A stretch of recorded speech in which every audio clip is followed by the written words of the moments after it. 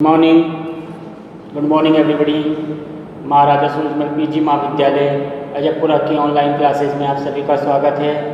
मैं मोहसिन खान हर बार की तरह इस बार भी आप सभी के सामने मध्यकालीन भारत का इतिहास BA सेकेंड ईयर का फर्स्ट पेपर आप सभी के सामने लेकर आया हूँ। आज का जो टॉपिक हमारे सामने है वह शेरशाह सूरी, मध्यकालीन इतिहास की एक महानतम शख्सियतों में से एक मानी जाती है शेरशाह सूरी। आइए आज हम शेरशाह सूरी की राजनीतिक उपलब्धियों का विस्तार से वर्णन, विस्तार से चर्चा आप सभी के सामने करेंगे। तो सबसे पहले हम शेरशाह के प्रारंभिक जीवन के बारे में जानते हैं। शेरशाह का प्रारंभिक जीवन, जैसा कि आप सभी को मालूम है, पानीपत के प्रथम युद्ध 1526 में जब बाबर ने लोधी वंश को हटाकर इब्राहिम लोधी को पराजित करके भारत में मुगल सत्ता की स्थापना की थी, उसके पश्चात 1530 में उसका पुत्र हुमायूं दिल्ली की गद्दी पर बैठा, परंतु अपने 15 वर्षीय शासनकाल में वह शेरशाह सूरी जो एक अफगान था उससे पराजित हुआ, और जब तक शेरशाह सूरी जीवित रहा तब तक वह भारत में वापस नहीं आ सका। यानी कि हुमायूं को शेरशाह सूरी ने भारत से बाहर निकाल दिया था। इस प्रकार से आज हम शेरशाह सूरी के बारे में जानेंगे।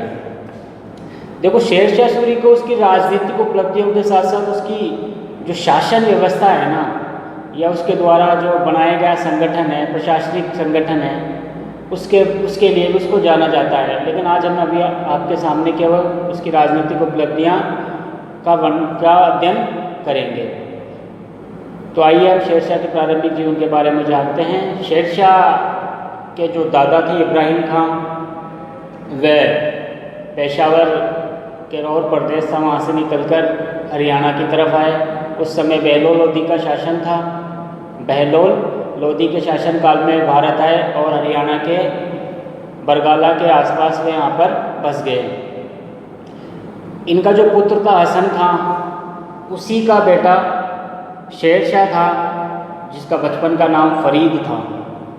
फरीद उसका नाम था। शेरशाह का बचपन का नाम क्या था? फरीद।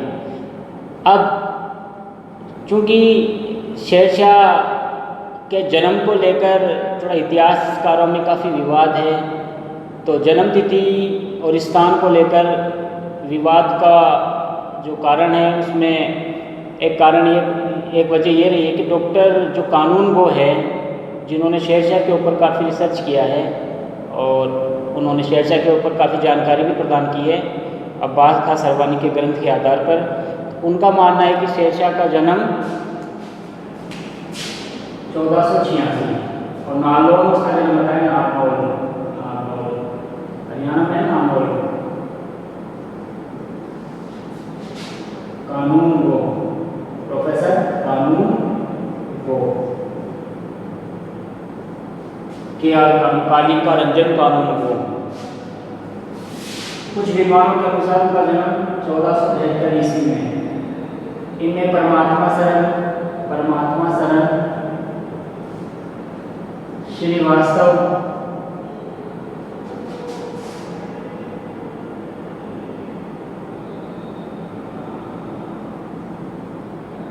त्रिपाठी,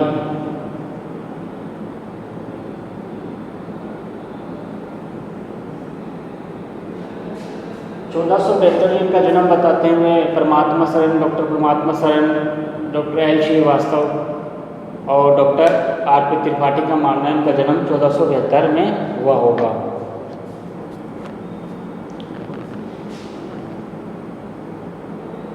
जन्म की तिथि कुछ भी रही हो, लेकिन हम शेरशाह की जो उपलब्धियां हैं उनके बारे में हम आज जानेंगे। इनके पिता जो हसन खां थे, उस समय लोधियों के काल में वे हरियाणा में जमाल खां थे, एक जागीरदार थे, उसके अधीन काम करने लग गए। जब सिकंदर लोधी शासन कर रहा था भारत में, तो उन्होंने जमाल खां लोधी को बिहार की ओर भिजवा दिया। उनका स्थानांतरण बिहार की ओर कर दिया था। हसन खां भी उनके साथ अपने बच्चों और बीवियों के साथ वे उनके साथ निकल पड़ा।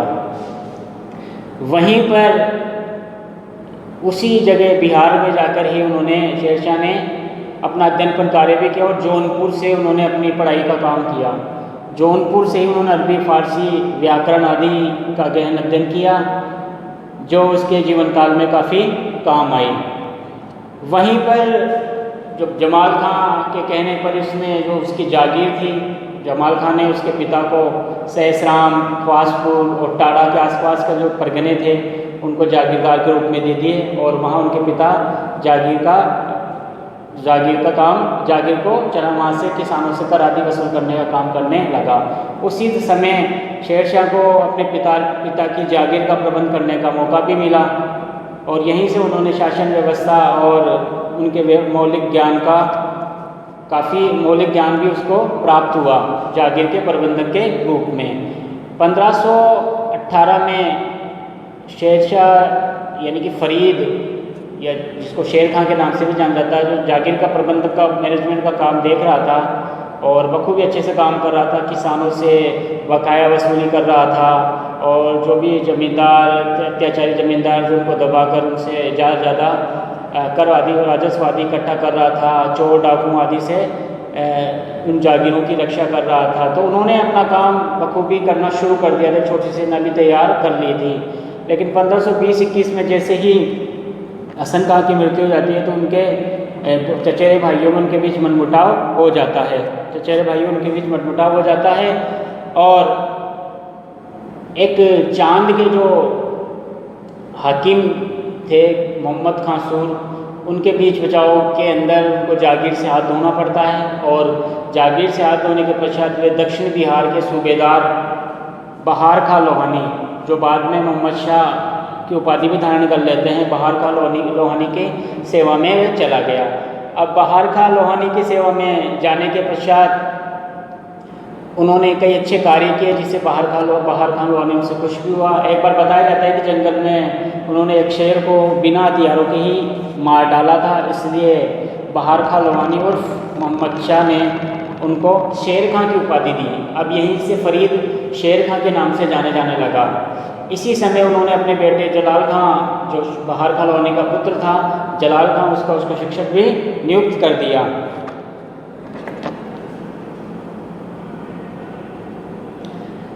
अब चूंकि शेरशाह अपने पिता की जो जागीर थी उसको वापस लेने के लिए लालायित था, चाहता था कि जागीर का प्रबंध उसी के हाथ में रहे, इसलिए उसने बहार खां लोहानी से भी मदद की पेशकश की। और जो चांद का जो हाकिम था, गवर्नर, जो चैनपुर के आसपास का इलाका था, वहाँ के जो मोहम्मद खां सूर थे, उन्होंने चूँकि वो उनके भाई सुलेमान का जो पक्ष ले रहे थे, जो फरीद यानी कि शेर खां के भाई थे, और उसी के बीच बचाव में उनको उस जागीर से वापस हाथ धोना पड़ा। उनकी जागीर से कोई उम्मीद नहीं पड़ी और यहाँ तक कि उन्होंने सुल्तान इब्राहिम लोदी से भी काफ़ी पेशकश की कि वो जागीर उनको मिल जाए, लेकिन सुल्तान इब्राहिम लोदी ने इस समय कोई ध्यान नहीं दिया। अतः वो जागीर के क्षेत्र को छोड़कर मुग़लों के पास मुग़लों की सेवा में चला गया, यानी कि शेर खां मुग़लों की सेवा में चला गया। लगभग 2 वर्ष तक शेर खां ने मुग़लों की सेवा की और बाबर का काफ़ी साथ भी दिया। बाबर ने जब बिहार की ओर आक्रमण किए अफ़गानों को पराजित करने के लिए, चूँकि अफ़गान अभी भी जीवित थे उधर और वो मुग़ल सत्ता के लिए खतरा उत्पन्न कर सकते थे, इसलिए उन्होंने वहाँ पर आक्रमण किया, जिसमें शेर खां ने उनकी काफ़ी मदद की। और यहाँ तक कि जो चांद का जो गवर्नर था मोहम्मद खां, उसको भी मुग़लों ने पराजित कर दिया। परंतु शेर खां ने यहाँ थोड़ा सा कूटनीति काम लिया और उनकी जो चांद की जागीर थी, चांद की जो जमींदारी थी, वो वापस मोहम्मद खां को दिलवा दी। तो मोहम्मद खां अब शेर खां के पक्ष में हो गया। इस तरह से शेर खां ने लगभग 2 वर्ष तक मुग़ल सेवा में काम किया और मुग़लों की जो शासन व्यवस्था है, उनका सैनिक संगठन है, उनकी कमजोरियों को अच्छे से जान लिया था। और उन्होंने ये भी जान लिया था कि किस प्रकार मुग़ल अफ़गानों और अन्य जातियों का किस तरह से अपमान करते हैं, उनका बदला भी वह आने वाले समय में लेना चाहता था। तो मुग़ल सेवा से शेर खां को काफ़ी कुछ सीखने को मिला। अब मुग़लों की सेवा छोड़कर वापस वे बिहार, दक्षिणी बिहार, जहाँ का जो सूबेदार था बहार खान लोहानी, उन्होंने मोहम्मद शाह की उपाधि धारण कर ली थी, क्योंकि उसको डर था कि जो इब्राहिम लोदी का भाई है महमूद लोदी, वह उस क्षेत्र पर अधिकार करना चाहता था और स्वयं अफगानों का नेतृत्व करना चाहता था। इससे पहले बहार खान लोहानी भी चाहता था कि अफगानों का नेतृत्व वो करे, इसलिए उसने मोहम्मद शाह की उपाधि धारण कर ली और स्वयं को सुल्तान घोषित कर दिया। वहाँ पर शेर खां पुणे पहुँचा और उनकी सेवा में वापस हाजिर हुआ, और बहार खान लोहानी ने, जो मोहम्मद शाह के नाम से जाना जाता है, उन्होंने शेर खां को अपने बेटे का संरक्षक नियुक्त कर दिया, और शिक्षक के रूप में उनका साथ दिया। इसी समय मोहम्मद खां की भी मृत्यु हो गई। अब मृत्यु के बाद उनकी जो पत्नी थी विधवा, और जो कम आयु का उनका बेटा था, शिशु अवस्था में ही था, ज़्यादा उम्र नहीं थी उनकी, जलाल खां, उनका संरक्षक वह बन गया। इसी समय जो दक्षिण बिहार के जो बहुत सारे सरदार थे, नौहानी सरदार, लोहानी, पठान सरदार, वे शेर खां की जो महत्वाकांक्षा है उससे परिचित हो चुके थे। अतः उन्होंने क्या किया, बंगाल के जो शासक थे तत्कालीन नुसरत खां, बंगाल का उसका तत्कालीन शासक कौन था, नुसरत खां, उससे शेर खां के विरुद्ध सहायता मांगी।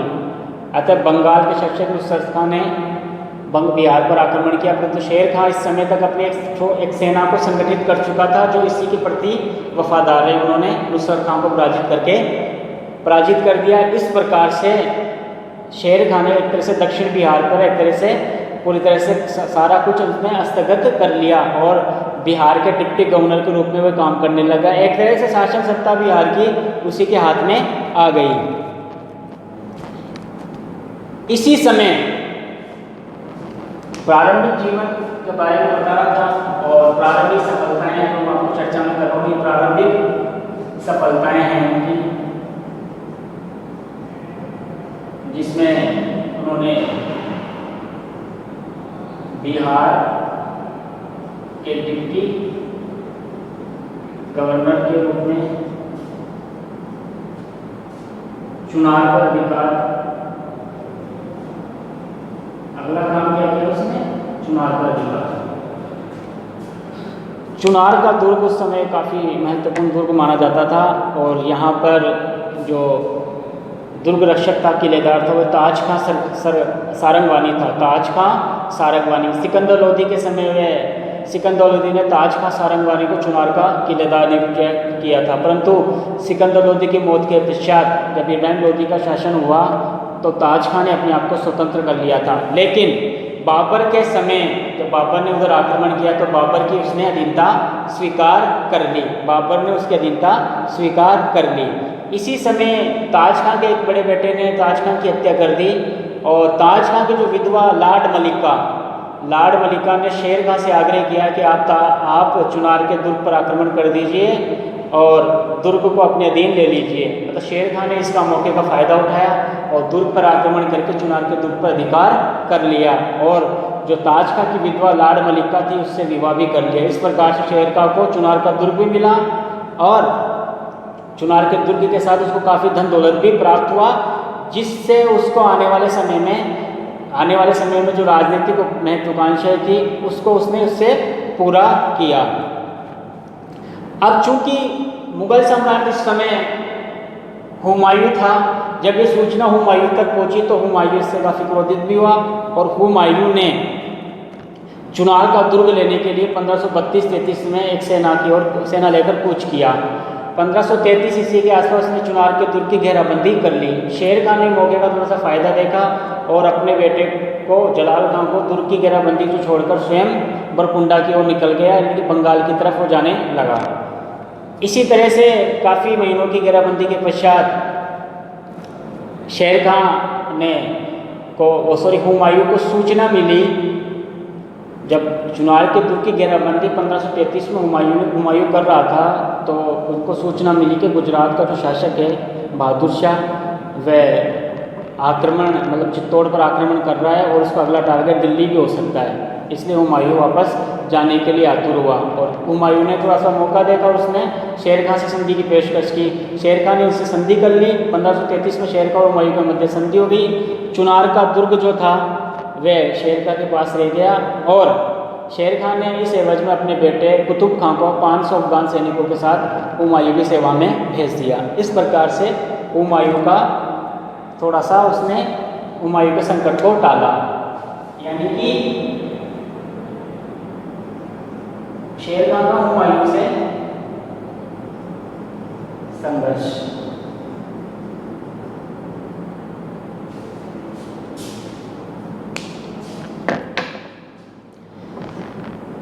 जब हुमायूं वापस चुनार के दुर्ग से लौट चुका था तो इसी समय चूंकि बंगाल की तरफ शेर खान गया हुआ था, तो बंगाल में इस समय शासन सत्ता में अब नुसरत खान के बाद उसका उत्तराधिकारी महमूद खान शासन कर रहा था। अतः शेर खान ने एक शक्तिशाली सेना के साथ उससे संघर्ष किया। क्योंकि शेर खान के कई विद्रोही लोग बंगाल में आश्रय लिए हुए थे, अतः महमूद खान को उन्होंने उद्वेलित किया कि आप युद्ध करिए। तो सूरतगढ़ में दोनों के मध्य भीषण युद्ध हुआ, जिसमें महमूद खान पराजित हुआ और शेर खान ने गौड़, जो बंगाल की राजधानी थी, उस पर घेराबंदी, गौड़ के किले की घेराबंदी शुरू कर दी। इस विजय से, बंगाल विजय से शेर खान को काफ़ी धन दौलत प्राप्त हुआ। जैसे ये जानकारी, बंगाल विजय की जानकारी हुमायूं को मिली, तो हुमायूं पुनः 1537 में एक सेना लेकर बनारस को जीतता हुआ चुनार के दुर्ग को घेर लिया। बनारस को जीता, फिर चुनार के दुर्ग की घेराबंदी उसने कर दी लगभग जुलाई 1537 के आसपास। इसी तरह से बंगाल की तरफ चुनार के दुर्ग की घेराबंदी के पश्चात वो बंगाल की तरफ भी रवाना हुआ। अब चूंकि शेर खान समझता था कि हुमायूं मेरे मध्य हमारे मध्य संधि भी हो चुकी है और मैंने उनको कुछ बिगाड़ा भी नहीं है, तो हुमायूं बंगाल की तरफ क्यों आ रहा है। अतः लगभग 6 महीने की घेराबंदी के पश्चात हुमायूं, ये 6 महीने की जो घेराबंदी की हुमायूं ने चुनार के दुर्ग की, उसमें आपको काफ़ी समय व्यतीत कर दिया हुमायूं ने। और इसी 6 महीने के दौरान शेर खान ने गौड़ को भी जीत लिया और वहाँ से काफ़ी जो धन दौलत प्राप्त किया था उसे वहाँ का राजकोष निकालकर रोहतासगढ़ का एक दुर्ग है, वहाँ पर वो ले गया सही सलामत। इस प्रकार से जब हुमायूं बंगाल पहुँचा तो उससे पहले शेर खान वहाँ से निकल चुका था और हुमायूं को बंगाल में इतना कुछ नहीं मिला, और बंगाल पर हुमायूं ने वैसे आसानी से अधिकार कर लिया, क्योंकि शेर खान की सेना ने उसको आसानी से छोड़ दिया। जितनी भी धन दौलत उसको चाहिए थी वह रोहतासगढ़ के दुर्ग पर ले गया। रोहतासगढ़ का दुर्ग एक हिंदू राजपूत के अधिकार में था। शेर खान का मित्र भी था, लेकिन शेर खान को जब जरूरत हुई तो वहाँ पर चालाकी से उसने रोहतासगढ़ के दुर्ग पर अधिकार कर लिया और सारी अपनी धन दौलत उस दुर्ग में ले गया ताकि मुगलों से उसको बचाया जा सके। इस प्रकार से बंगाल पर तो हुमायूं का अधिकार हो चुका था, लेकिन हुमायूं को वहाँ से इतना कुछ मिला नहीं। इसी समय अब शेर खान के पास काफ़ी ताकत हो चुकी थी। अब शेर खान मुगलों से सीधा लड़ना चाहता था, अतः शेर खान ने बनारस और उसके आसपास के चुनार के दुर्ग उस पर भी अधिकार कर लिया। चूँकि इस समय बंगाल में हुमायूं था, अतः हुमायूं को जब ये जानकारी मिली और इसके अतिरिक्त उसके भाई हिमदाल ने आगरा पर भी आक्रमण कर दिया था, तो उसको दबाने के लिए जब वो वापस बंगाल से निकला, लेकिन इससे पहले शेर खान ने बनारस और उसके आसपास के क्षेत्रों पर अधिकार कर लिया। यहाँ तक कि जो कोसी और गंगा के आसपास का जो क्षेत्र था उस सभी क्षेत्र पर शेर खान ने अधिकार कर लिया। इस प्रकार से शेर खान ने जून 1539 में चौसा के युद्ध में 26 जून 1539 को चौसा का युद्ध, जून 1539 को हुमायूं के नेतृत्व वाली सेना को बुरी तरह पराजित किया। हुमायूं जैसे तैसे जान बचाकर वहां से भागा। इस प्रकार से पहली सफलता हुमायूं के विरुद्ध जो सफलता रही वह चौसा के युद्ध में रही। इसके पश्चात शेर खान यही हार नहीं माना और शेर खान ने निरंतर हुमायूं की सेना का पीछा किया। इसी तरह हुमायूं भी अब थोड़ी सी अपनी सेना को संगठित करके 1540 में कन्नौज या बिलग्राम का युद्ध, कन्नौज अथवा बिलग्राम का युद्ध लड़ा गया, जो कि हुमायूं के लिए अब तक का सबसे खतरनाक युद्ध कह सकते हैं। इस बिलग्राम और कन्नौज के युद्ध में हुमायूं मुगल सेना के नेतृत्व में पूरी तरह से पराजित हुआ और शेर खान ने बिलग्राम और कन्नौज के युद्ध को आसानी से जीत लिया। इस युद्ध के पश्चात शेर खान ने राज्याभिषेक किया अपना और शहंशाह की उपाधि धारण की। हालांकि कुछ इतिहासकारों का मानना है कि चौसा के युद्ध के समय ही, चौसा विजय के पश्चात ही शेर खान ने शेरशाह की उपाधि धारण कर ली थी। परंतु डॉक्टर KR कानूनगो का मानना है कि चौसा युद्ध के पश्चात शेर खान को इतना समय नहीं मिला था और शेर खान जैसा व्यक्ति चौसा युद्ध की विजय के पश्चात, जबकि हुमायूं अभी तक भारत में ही था, तो अपना समय व्यतीत राज्याभिषेक में नहीं कर सकता था। इसलिए उसने कन्नौज अथवा बिलग्राम के युद्ध के पश्चात ही 1540 में अपना विधिवत रूप से राज्याभिषेक करवाया, शेरशाह की पदवी धारण की, अपने नाम का खुतबा पढ़ाया और अपने नाम के सिक्के ढलवाए। इस प्रकार से हालांकि जो कन्नौज और बिलग्राम में शेरशाह हुमायूं की सेना जो पराजित हुई थी उसका निरंतर पीछा किया गया, ख्वास खां के नेतृत्व में उसका निरंतर पीछा किया गया जब तक कि वो भारत की सीमा से बाहर नहीं चला गया। इस प्रकार से हुमायूं ने मुगलों को भारत से बाहर खदेड़ दिया और द्वितीय अफगान साम्राज्य सूर राजवंश की नींव डाली और दिल्ली और आगरा पर अधिकार करके शेरशाह सूरी ने अपना शासन चलाया। इस प्रकार से हम कह सकते हैं कि शेरशाह की जो प्रारंभिक उपलब्धि थी उसने कैसे हुमायूं को पराजित किया चौसा और कन्नौज के युद्ध में, और कैसे उसने बंगाल और चुनार के दुर्ग, रोहतासगढ़ के दुर्ग बड़ी कूटनीति से सारा काम किया और फूट फूट कर कदम रखा ताकि मुगलों को देश से बाहर भगा सके। क्योंकि जिस प्रकार से बाबर ने अफगान यानी कि लोधी भी अफगान थे उनको कैसे भारत से बाहर धकेला था, उनको पराजित करके उनकी सत्ता से बेदखल किया, तो शेर खान जैसा अफगान उस भूल को नहीं उस हार को नहीं पचा सकता था। इसलिए शेर खान ने उनको भारत से बाहर खदेड़ने का काम किया। अब अपने विजयी अभियान को जारी रखते हुए शेर खान ने सबसे पहले उत्तर पश्चिम की ओर जो सीमा थी उसको सुरक्षित करने का काम किया। तो सबसे पहले उसने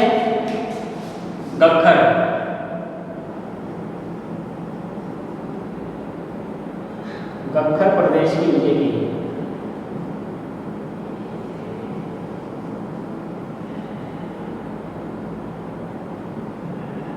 गख्खर प्रदेश की विजय, क्योंकि हुमायूं पराजित हो चुका था और दिल्ली पर शेरशाह का अधिकार हो चुका था, लेकिन अब शेरशाह बैठने वाला नहीं था क्योंकि उसको भारत में जो आक्रमण हुआ करते थे उत्तर पश्चिम की ओर से काफ़ी हुआ करते थे, हुमायूं अभी जीवित था।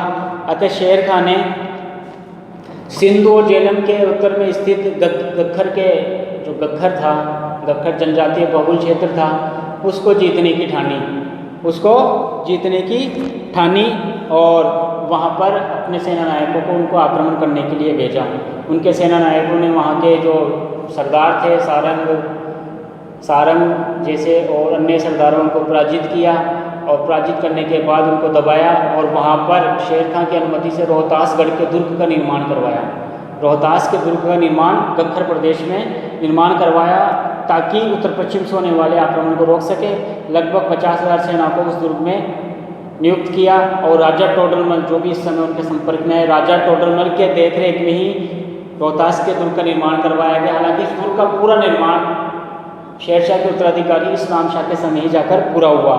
इस प्रकार से शेरशाह ने उत्तर पश्चिमी सीमा को सुरक्षित करने के लिए सबसे पहले गख्खर प्रदेश पर अधिकार किया। अगली जो उसकी जो काम था शेरशाह का, जब गख्खर प्रदेश की विजय चल रही थी तो यहाँ पर ही शेरशाह को सूचना मिली कि जो बंगाल का गवर्नर है, क्योंकि बंगाल पर शेरशाह अधिकार पहले ही कर चुका था, हुमायूं के जाने के बाद उसकी राजधानी गौड़ आदि पर अधिकार कर चुका था, तो वहाँ से उसको सूचना मिली कि जो उसने जो गवर्नर नियुक्त किया था खिज्र खां, उसने विद्रोह कर दिया है। क्योंकि बंगाल पहले भी बंगाल ऐसा दूर था दिल्ली से और वहाँ पर निरंतर विद्रोह होते रहते थे। बंगाल में शासन व्यवस्था स्थापित करना, बंगाल में शासन व्यवस्था स्थापित करना।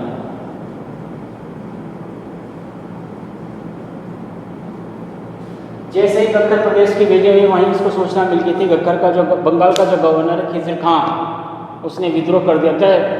शेरशाह ने तत्काल समय गवाए बगैर वहाँ पर कूच कर दिया और बंगाल की सीमा में प्रवेश कर गया। खिज्र खां थोड़ा सा अचंभित रह गया क्योंकि उसको उम्मीद नहीं थी कि शेरशाह इतनी जल्दी बंगाल पर चढ़ाई कर देगा। अंत में उसने आत्मसमर्पण कर दिया, परंतु शेरशाह ने उसको बंदी बना लिया गया और बंगाल पर शेरशाह ने जाना कि बंगाल पर अब वहाँ की जो शासन व्यवस्था है उसमें कुछ परिवर्तन करना पड़ेगा। इसलिए उसने सैनिक पदाधिकार, जो सैनिक गवर्नर का पद था, उसको समाप्त कर दिया और बंगाल को अनेक सरकारों अथवा जिलों में विभाजित कर दिया। तकरीबन में बताया जाता है कि 19 सरकारों में विभाजित कर दिया और वहाँ पर शिकदार नामक अधिकारियों को नियुक्त कर दिया जो कानून व्यवस्था का काम करेंगे। और उन अधिकारियों पर, बंगाल में उन अधिकारियों पर एक अन्य अधिकारी नियुक्त कर दिया जो काजी फजीलत था। काजी फजीलत नामक एक अधिकारी को नियुक्त कर दिया जो बंगाल की पूरी शासन व्यवस्था को देखेगा, उन अधिकारियों पर नियंत्रण रखेगा ताकि बंगाल में दोबारा विद्रोह ना हो सके। इस प्रकार से उसने बंगाल में व्यवस्था स्थापित की। अब उसका अगला टारगेट था शेरशाह का मालवा पर आक्रमण या मालवा की विजय। मालवा का जो क्षेत्र था, दिल्ली का जो सुल्तान या बादशाह होता था उसके लिए काफ़ी महत्वपूर्ण था क्योंकि दक्षिण भारत की ओर जाने वाला मार्ग यहीं से होकर जाता था। फिर भी शेरशाह के द्वारा जो मालवा पर आक्रमण किया गया उसके कई कारण थे। उसके कई कारण बताए जाते हैं, जैसे कि उस समय जो मालवा का शासक था कादिर शाह को जब शेरशाह स्वयं सम्राट बना था उसने एक फरमान भिजवाया था, शाही फरमान, और उसको उनके अधीनता स्वीकार करने के लिए बोला था। लेकिन उसके मालवा का जो शासक था कादिर शाह ने उस ओर कोई नहीं ध्यान दिया, उस फरमान की ओर कोई नहीं ध्यान दिया। इसी तरह से शेरशाह के जो बेटा था कुतुब शाह, उस समय जो कालपी में हुमायूं से लड़ रहा था, बाद में लड़ता हुआ मारा जाता है, कादिर शाह ने उसकी कोई सहायता नहीं की। इसी तरह से मालवा, चूँकि अभी हुमायूं सिंध के आसपास के क्षेत्र में था तो शेरशाह को डर था कहीं हुमायूं के मालवा के कमज़ोर शासन का फ़ायदा न उठा ले। इसी तरह से मारवाड़ का शक्तिशाली शासक मालदेव भी मालवा को अधिग्रहण करने की कोशिश में लगा हुआ था। तो इन सभी बातों को देखते हुए शेरशाह ने मालवा पर आक्रमण करने की योजना बनाई। और शेरशाह ने बंगाल से निकलने के पश्चात ग्वालियर के ऊपर चढ़ाई कर दी। ग्वालियर के पश्चात में गागरोन की ओर गया। गागरोन के समीप उसे रायसीन का एक शक्तिशाली शासक पूरनमल ने उसी की अधीनता स्वीकार कर ली। इसके पश्चात में सारंगपुर की ओर निकला, सारंगपुर पर भी अधिकार कर लिया। अब मालवा की जो राजधानी थी मांडू, उस पर उसने चढ़ाई कर दी। यहाँ कादिर शाह को कोई समझ में नहीं आई कुछ बात, उसने उनके सामने आत्मसमर्पण कर दिया और शेरशाह ने मालवा पर अधिकार करके कादिर शाह को कुछ जागीरें प्रदान कर दी। बाद में कादिर शाह उससे सहमत नहीं हुआ और बाद में वो गुजरात भाग गया। इस प्रकार से मालवा पर शेरशाह सूरी ने आसानी से अधिकार कर लिया लगभग 1541 के आसपास। इसी मालवा अभियान के समय उसने फिर शेरशाह ने अपनी सेना लेकर रणथंभौर की ओर निकला और रणथंभौर का जो किलेदार था उस्मान खां, उसने आसानी से दुर्ग शेरशाह को सौंप दिए। इस प्रकार से मालवा और रणथंभौर को आसानी से जीत लिया। किसने?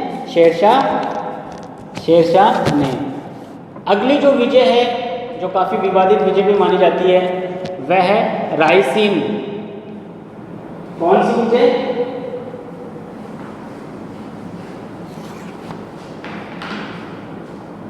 रायसीन की विजय।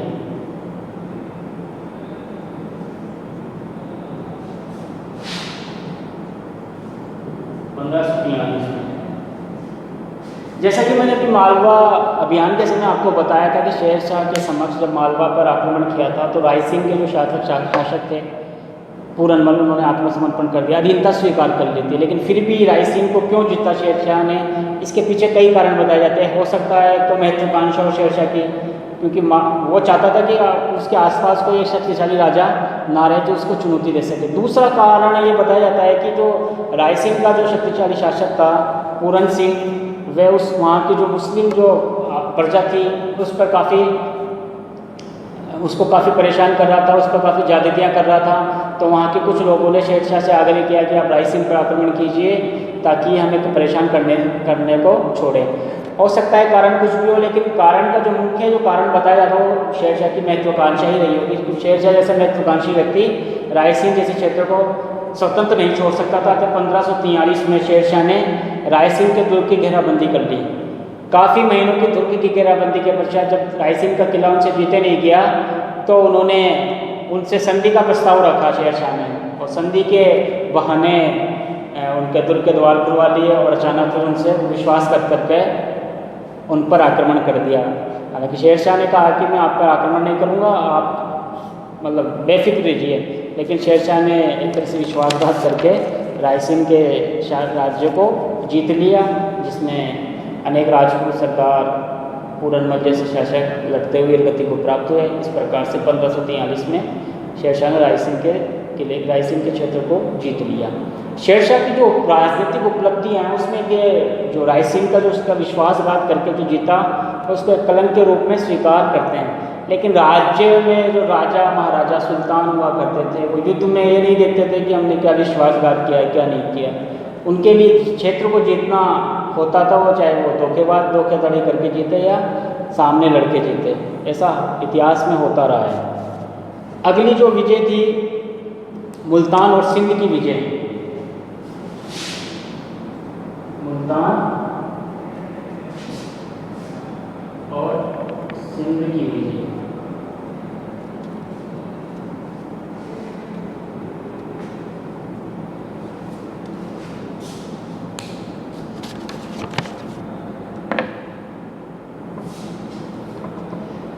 उत्तर पश्चिमी क्षेत्र जैसे कक्खर की विजय उन्होंने पहले ही कर चुके थे, लेकिन मुल्तान और उसके आसपास के क्षेत्रों में शेरशाह ने हैबत खां और ख्वास खां के नेतृत्व में, दोनों गवर्नरों के नेतृत्व में वहाँ पर शासन सत्ता स्थापित करने का उनको काम दिया। हालांकि दोनों के मध्य कुछ मनमुटाव हो गया था। बाद में हैबत खां के नेतृत्व में ही मुल्तान और सिंध विजय की गई।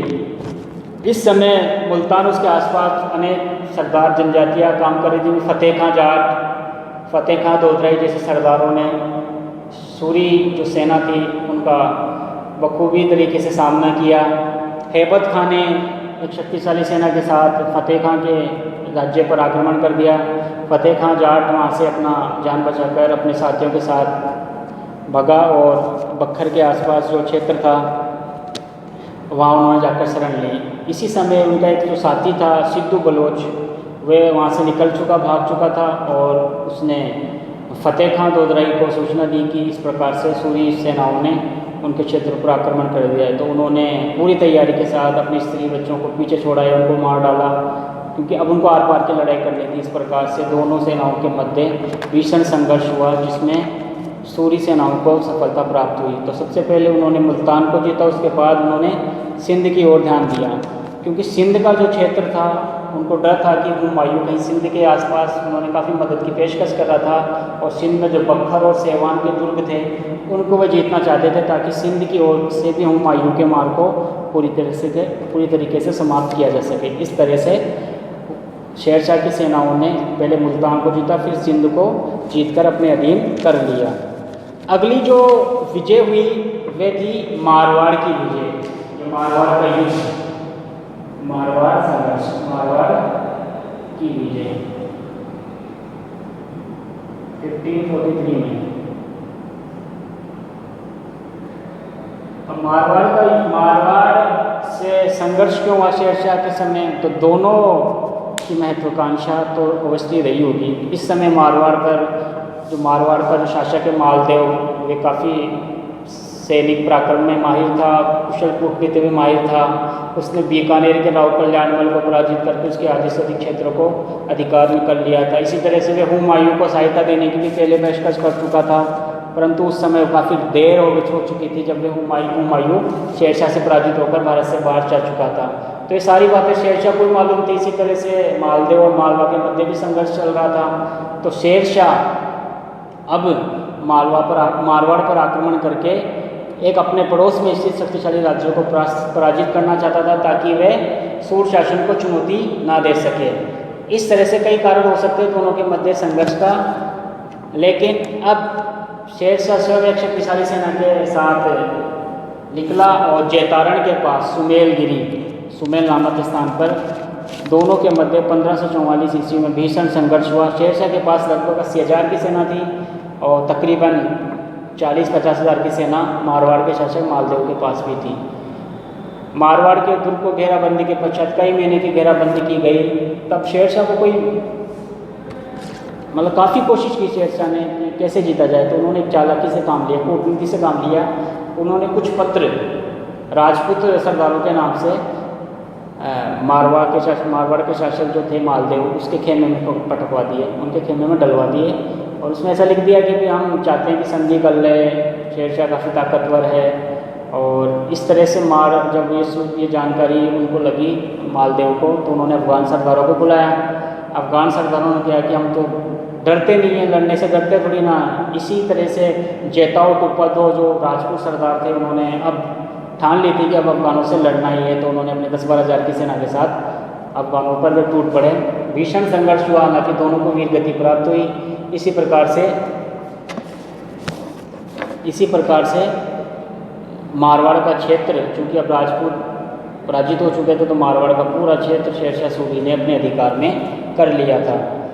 हालांकि शेरशाह की मौत के 2 महीने के बाद ही जो मारवाड़ का जो शासक था मालदेव, चूँकि उस समय वहाँ से चला गया था, तो 1545 के आसपास पुनः उसने उस क्षेत्र को हथिया लिया था। लेकिन 2 वर्ष तक तो लगभग 1 वर्ष तक तो ये शेरशाह के अधीन ही रहा मारवाड़ का क्षेत्र।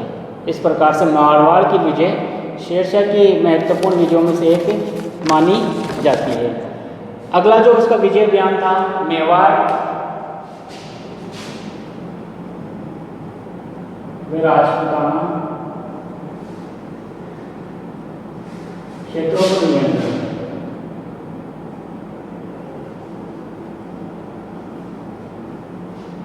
मारवाड़ विजय के पश्चात शेरशाह राजस्थान के अन्य क्षेत्रों को भी जीतना चाहता था। इस समय मेवाड़ का राज्य काफ़ी बड़ा राज्य माना जाता था। इस समय चूँकि सांगा के बाद बनवीर शासक बन चुका था, और बनवीर काफ़ी क्रूर शासक था, तो उस समय जो महाराणा उदय सिंह है उसको मारने की उसने बचपन में काफ़ी कोशिश की थी, लेकिन दाई पन्ना ने उसको बचा लिया था अपने पुत्र की जान देकर। फिर 1542 में जैसे तैसे करके बनवीर के स्थान पर महाराणा उदय सिंह मेवाड़ का शासक बन चुका था। 1544 में जब शेरशाह शक्तिशाली सेना के साथ मेवाड़ की ओर कूच किया, तब मेवाड़ के सरदारों के कहने पर सभी ने एक तरह से राय मशवरा किया कि हम अब इतने ताकतवर नहीं है कि शेरशाह जैसे व्यक्ति से संघर्ष कर सके। तो दोनों के मध्य मेवाड़ के शासक ने अपने राजपूत सरदारों की सहमति से अधीनता स्वीकार कर ली।